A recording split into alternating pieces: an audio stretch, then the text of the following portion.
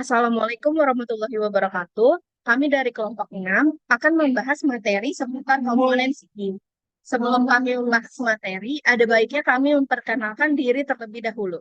Perkenalkan, nama saya Oktavio Danadi, NIM 09031182328012. Perkenalkan nama saya Salwa Salsa Segar, NIM 090311882328 Kenalkan nama saya Meisha Dwi Andini, NIM 0903 1382 32 81 57. Dan perkenalkan nama saya Fania Faisal, 090138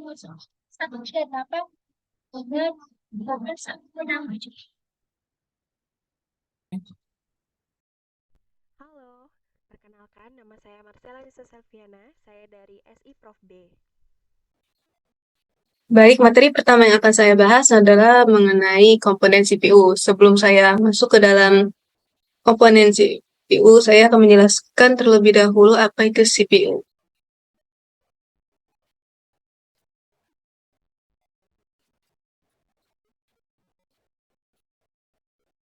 CPU merupakan komponen utama dalam sebuah sistem komputer yang bertanggung jawab untuk mengeksekusi instruksi dan melakukan pemrosesan data. Sebagai otak dari komputer, CPU memiliki peran krusial dalam menjalankan fungsi-fungsi operasional dari sebuah sistem komputer. Komponen CPU. Dalam mewujudkan fungsi dan tugasnya, CPU tersusun atas beberapa komponen. Komponen utama CPU terdiri atas unit aritmatika dan logika atau ALU, lalu ada control unit, register, dan yang terakhir CPU interconnection. Unit aritmatika dan logika atau ALU. Unit ALU berfungsi untuk melakukan operasi logika berdasarkan instruksi yang ditentukan. Tugas utama dari ALU adalah melakukan semua perhitungan aritmatika yang terjadi sesuai dengan perintah program. Tugas yang lainnya adalah membuat keputusan dari operasi logika seperti sama dengan, kurang dari, lebih dari, sesuai dengan perintah program, dan unit ALU juga akan melakukan operasi logika seperti AND, OR, dan NOT. Lalu selanjutnya ada control unit. Control unit merupakan bagian penting dari CPU yang bertanggung jawab untuk mengatur dan mengendalikan operasi seluruh komponen di dalam CPU, sehingga terjadinya sinkronisasi kerja antar komponen dalam menjalankan fungsi-fungsi operasinya. Unit kontrol juga bertanggung jawab dalam mengambil instruksi dari memori terutama dan menentukan jenis instruksi tersebut. Lalu yang ketiga ada register. Register merupakan perangkat penyimpanan kecil yang memiliki akses ke kecepatan yang cukup tinggi yang digunakan untuk menyimpan data atau instruksi yang sedang diproses. Memori ini bersifat sementara dan biasanya digunakan untuk menyimpan data saat diolah atau data untuk diproses lebih lanjut. Register ini dapat diibaratkan sebagai memori dalam otak ketika kita melakukan pengolahan manual, sehingga otak dapat diibaratkan sebagai CPU yang berisi kenangan, unit kontrol yang mengatur semua aktivitas tubuh dan memiliki tempat untuk melakukan perhitungan dan perbandingan logika. Lalu yang terakhir ada CPU interconnection. CPU interconnection adalah sistem koneksi dan bus yang menghubungkan komponen internal CPU, yaitu ALU, unit control, dan register-register, dan juga dengan bus-bus eksternal CPU yang menghubungkan dengan sistem lainnya, seperti memori utama, piranti masukan, atau keluaran.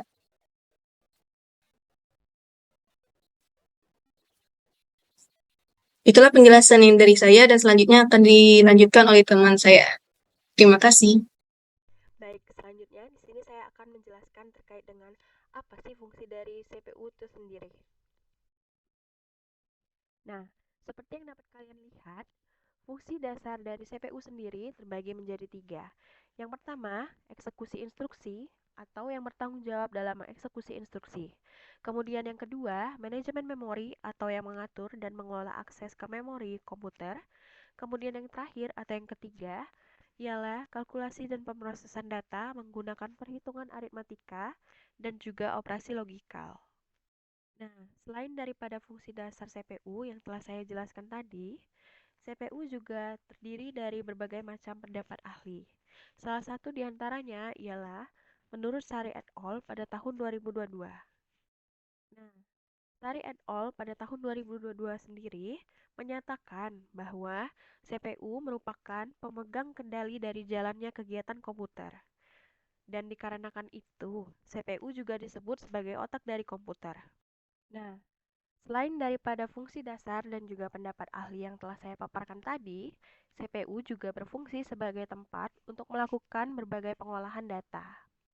Nah, untuk pekerjaan pengolahan data itu sendiri bermaksud atau diantaranya ialah mencatat, melihat, membaca, membandingkan, menghitung, mengingat, dan juga mengurutkan. Nah, selain daripada 3 fungsi yang telah saya paparkan tadi, fungsi lainnya dari CPU ialah menjalankan program-program yang disimpan di dalam memori. Nah, dikarenakan CPU menjalankan program-program yang disimpan di dalam memori, fungsi dari CPU ialah menjalankan program-program yang disimpan dalam memori utama dengan cara mengambil instruksi-instruksi, kemudian mengujinya atau menguji instruksi tersebut dan juga mengeksekusinya satu persatu sesuai dengan alur dari perintah yang disebutkan di dalam komputer.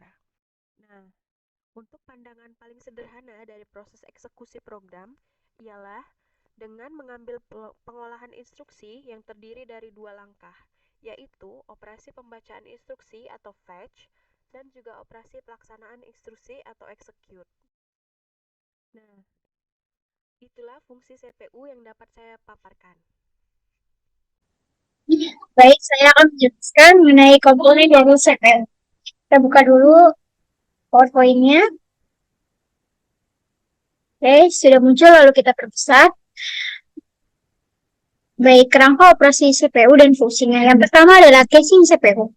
Casing CPU ini berfungsi sebagai tempat kita meletakkan dan juga memasang berbagai komponen seperti motherboard, power supply, optical disk drive, hard disk, dan lain-lain agar tidak rusak.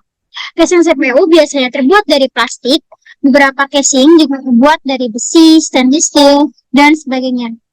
Casing ini berguna untuk melindungi berbagai komponen-komponen yang terdapat di dalam CPU agar lebih terlindungi dari debu, panas, air, atau hal lain-lain yang dikhawatirkan akan mengganggu kinerja CPU itu sendiri. Selain itu, juga berfungsi sebagai tempat untuk meletakkan dan juga memasang berbagai komponen yang seperti di PowerPoint jelaskan. Lalu yang kedua adalah motherboard. Motherboard ini berfungsi untuk menghubungkan setiap komponen-komponen komputer agar bisa saling berkomunikasi satu sama lain. Motherboard ini merupakan sebuah tempat berbagai komponen elektronik serta komputer lainnya dipasang dan tentunya bisa terhubung satu dengan yang lain. Komponen-komponen yang menjadi bagian inti dalam motherboard adalah prosesor, sound card, video card, hard disk, dan lain-lain. Lalu, motherboard juga berfungsi sebagai media penghubung untuk setiap komponen komputer agar dapat saling berkomunikasi dengan komponen komputer lain. Selain itu, setiap motherboard memiliki acuan spesifikasi yang berbeda-beda, seperti spesifikasi prosesor seperti apa yang dapat didukung oleh suatu motherboard, sebesar kapasitas maksimal RAM yang didukung oleh motherboard tersebut. Lanjut, yang ketiga adalah prosesor. Prosesor berfungsi untuk melakukan pemrosesan data dan informasi pada komputer, mengintegrasikan seluruh komponen internal yang ada pada komputer, serta meningkatkan performa komputer. Prosesor ini adalah salah satu komponen inti karena jika tidak ada prosesor, kemungkinan perangkat komputer tidak dapat bekerja sama sekali. Oleh karena itu, banyak yang bilang bahwa prosesor adalah otak dari komputer. Semua proses maupun perintah akan dikerjakan pada prosesor meskipun masih perlu bantuan komponen-komponen lainnya. Semakin tinggi kecepatan suatu prosesor, maka semakin cepat komputer dalam memproses berbagai macam data.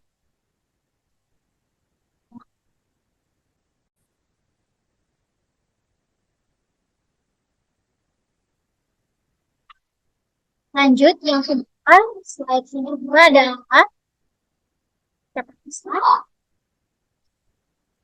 Baik, yang keempat adalah RAM atau Random Access Memory, yaitu berfungsi untuk menyimpan data sementara dari suatu aplikasi yang bisa dijalankan secara acak. Nah, random access memory ini juga memiliki kedudukan yang penting bagi perangkat komputer, sebab komponen yang satu ini bekerja sebagai tempat untuk menampung data sementara yang telah diproses prosesor sebelum dilanjutkan ke komponen-komponen lain. RAM juga dapat diganti dengan ukuran kapasitas yang lebih besar atau kecil, namun hal ini tentunya harus sesuai dengan kapasitas maksimum RAM yang terdukung di motherboard kalian. Satuan RAM biasanya menggunakan perhitungan byte, dan kapasitas RAM yang beredar di pasaran biasanya berkapasitas 256 MB, 512 MB, 1 GB, 2 GB, 4 GB, 8 GB, dan lain-lain.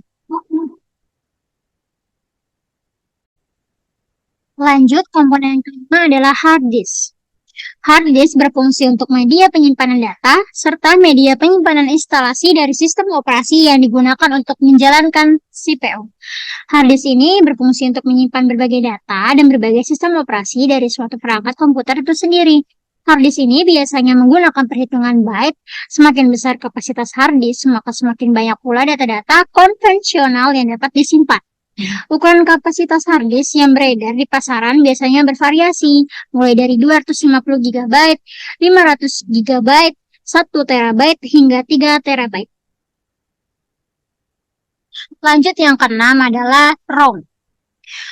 ROM atau Read Only Memory berfungsi untuk membaca file dan data pada kepingan CD atau DVD ataupun format lain yang sesuai. CD atau DVD-ROM atau optical disk drive ini adalah piranti yang dapat digunakan untuk menulis dan juga membaca kaset atau kepingan dari CD atau DVD tersebut. Selain itu, CD atau DVD ROM juga dapat digunakan untuk memburning atau mengcopy CD dengan menggunakan berbagai software.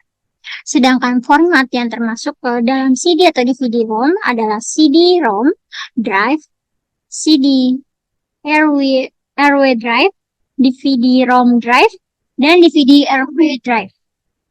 Lanjut, yang ketujuh adalah VGA card atau Video Graphic Adapter.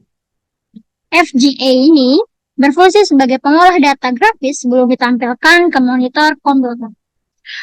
VGA merupakan salah satu komponen sangat penting untuk sebuah perangkat komputer.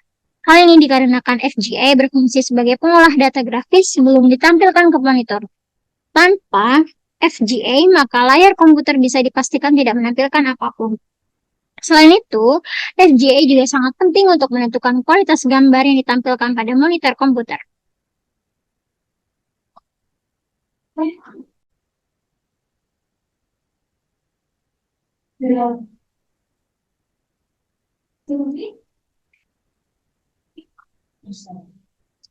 Lanjut, yang kedelapan adalah sound card. Sound card berfungsi untuk mengontrol semua audio yang terdapat pada perangkat komputer. Piranti yang satu ini lebih berfungsi sebagai pengolah audio untuk perangkat komputer. Sound card juga berfungsi sebagai prosesor audio yang mana dapat mengubah sinyal analog atau sinyal digital yang masuk ke dalam input kartu lalu menghasilkan audio atau suara pada sistem komputer. Sound card juga berfungsi untuk mengontrol semua audio yang terdapat pada perangkat komputer. Lalu yang ke-9 adalah power supply, berfungsi merubah tegangan DC menjadi AC sebelum dialirkan ke setiap komponen-komponen komputer itu sendiri. Nah, power supply berfungsi sebagai pembagi daya atau sumber arus listrik pada setiap komponen-komponen komputer. Selain itu, power supply juga berfungsi merubah tegangan CD menjadi AC sebelum dialirkan ke setiap komponen-komponen komputer. Jadi, yang ke-10 adalah cooling fan. Cooling fan ini berfungsi menjaga dan menstabilkan suhu pada CPU. Hal ini penting untuk mengantisipasi peningkatan suhu, terutama jika melakukan aktivitas berat pada komputer.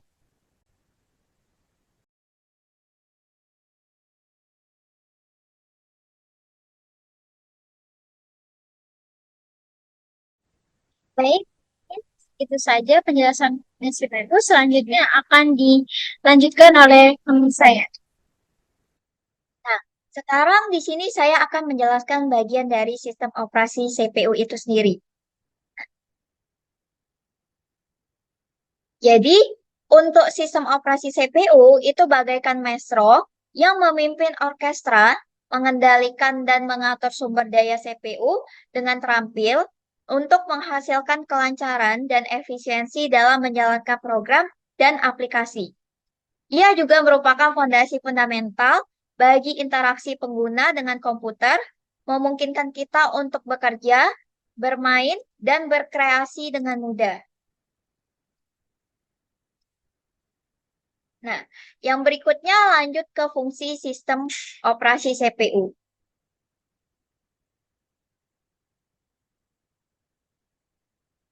Nah, jadi untuk fungsi utama dan peran penting dari CPU itu yang pertama untuk manajemen memori. Itu yang pertama ada alokasi dan dedikasi memori, di mana sistem operasi CPU ini bagaikan pelayan handal yang mengatur memori, yang mengalokasikan dan mendedikasikan ruang memori yang sesuai untuk setiap program dan aplikasi yang sedang berjalan, memastikan pengguna memori yang optimal dan mencegah terjadinya konflik antar program. Kemudian yang kedua, ini ada pengaturan dinamis. Itu CPU mengelola ruang memori secara dinamis. Ia juga menyesuaikan alokasi memori dengan kebutuhan program yang sedang aktif dan tidak aktif, dan memastikan efisiensi penggunaan memori dan mencegah pemborosan.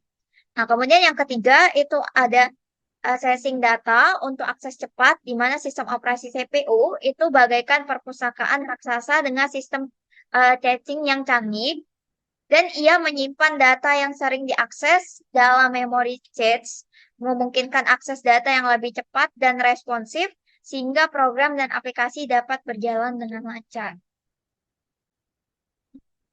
Nah, kemudian yang kedua itu untuk penjadwalan proses.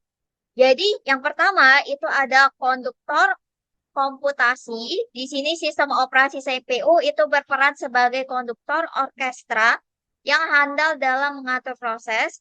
Ia menentukan urutan dan waktu CPU untuk menjalankan program dan aplikasi, memastikan kelancaran dan responsivitas sistem kelancaran keseluruhan.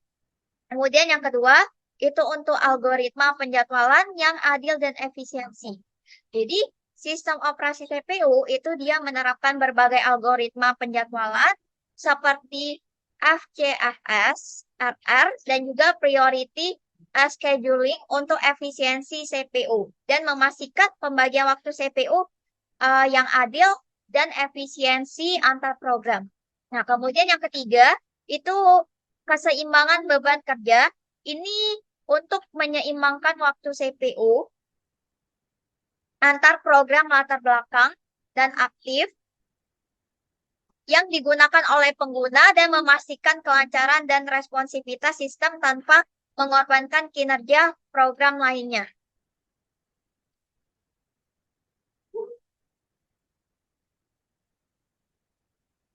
Kemudian yang ketiga, itu untuk manajemen perangkat. Yang pertama itu untuk pengendalian akses. Jadi sistem operasi CPU itu bagaikan komandan yang mengatur lalu lintas perangkat keras. Ia mengontrol dan mengordinasikan akses ke perangkat keras seperti hard drive, keyboard, dan mouse, dan memastikan interaksi yang lancar antar pengguna dan komputer. Nah, kemudian yang kedua, itu untuk inisialisasi driver.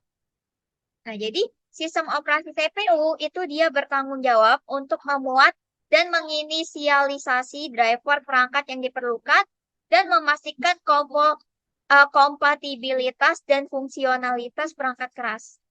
Nah, kemudian yang ketiga itu abstraksi perangkat keras. Sistem operasi CPU itu dia menyediakan abstraksi perangkat keras yang memungkinkan program itu untuk berinteraksi dengan perangkat keras tanpa perlu mengetahui detail implementasinya, sehingga programmer dapat fokus pada pengembangan aplikasi tanpa terhambat oleh kompleksitas perangkat keras. Nah, yang keempat, itu dia ada keamanan sistem. Nah, yang pertama, itu untuk penjaga gerbang keamanan. Nah, di sini sistem operasi CPU itu menerapkan kontrol akses, autentikasi, dan enkripsi untuk menjaga integritas data dan privasi penggunanya. Nah, yang kedua, itu benteng pertahanan terhadap malware. Jadi sistem operasi CPU ini itu dia terus memantau dan memperbarui sistem untuk mengatasi kerentanan dan ancaman baru serta memastikan keamanan data dan sistem. Kemudian yang ketiga itu pembaruan keamanan berkala. Jadi di sini sistem operasi CPU itu secara berkala menerima pembaruan keamanan untuk menutup celah keamanan dan melindungi sistem dari ancaman terbaru.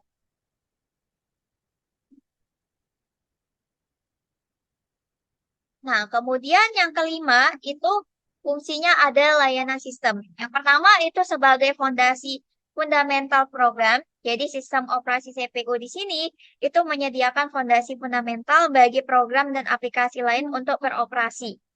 Nah, di sini dia juga menawarkan layanan dasar seperti komunikasi jaringan, manajemen file, dan input-output yang menjadi elemen penting dalam menjalankan berbagai fungsi komputer.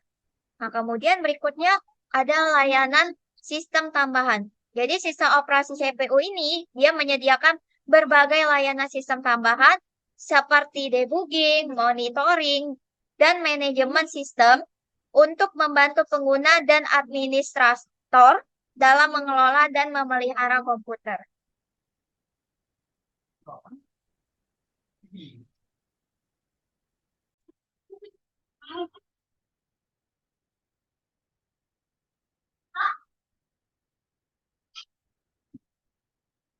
Baik, saya akan melanjutkan materi berikutnya yaitu arsitektur sistem operasi CPU. Jadi arsitektur sistem operasi CPU ini terbagi menjadi 4. Yang pertama itu ada kernel atau jantung sistem operasi CPU. Kernel ini bertanggung jawab atas fungsi fundamental seperti manajemen memori, penjadwalan proses, dan manajemen perangkat. Kernel ini bagaikan otak yang mengatur semua aktivitas dan operasi dalam sistem. Yang kedua ada driver perangkat. Komponen penting yang memungkinkan kernel untuk berkomunikasi dan mengontrol perangkat keras tertentu. Driver perangkat ini bagaikan penerjemah yang berhubungan dengan kernel dengan bahasa perangkat keras yang berbeda. Lalu yang ketiga adalah panggilan sistem.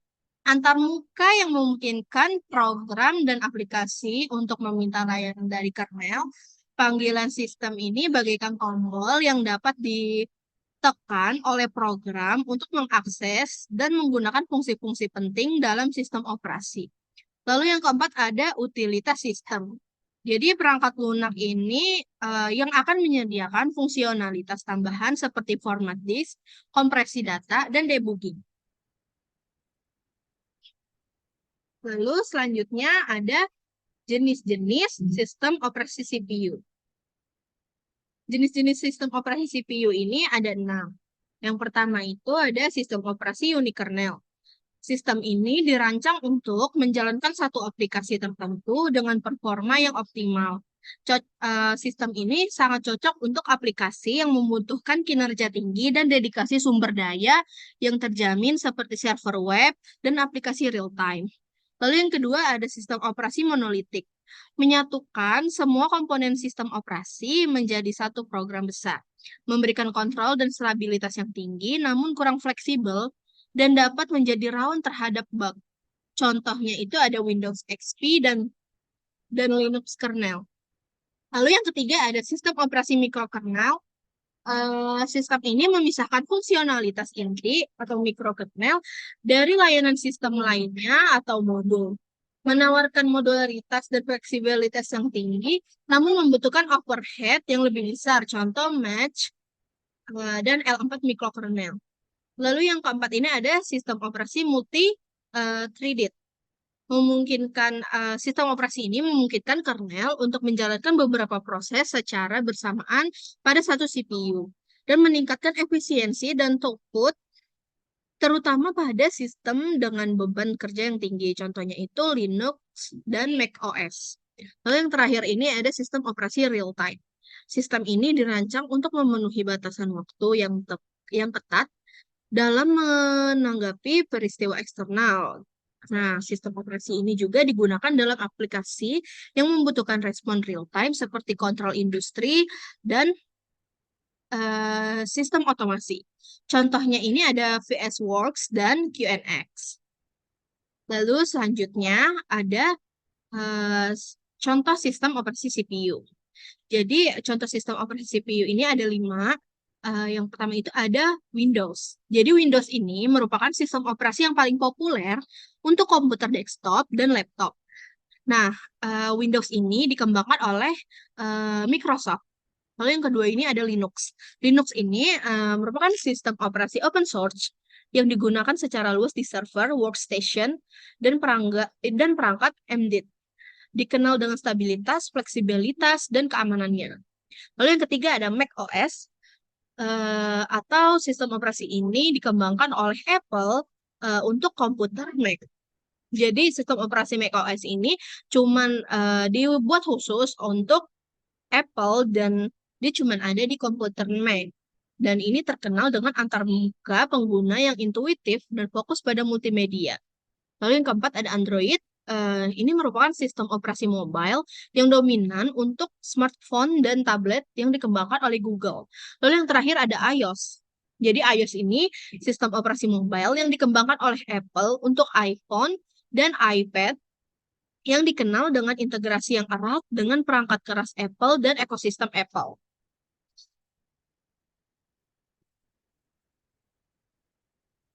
Baik, segitu saja materi yang kelompok kami sampaikan. Kurang lebihnya kami mohon maaf. Wassalamualaikum warahmatullahi wabarakatuh.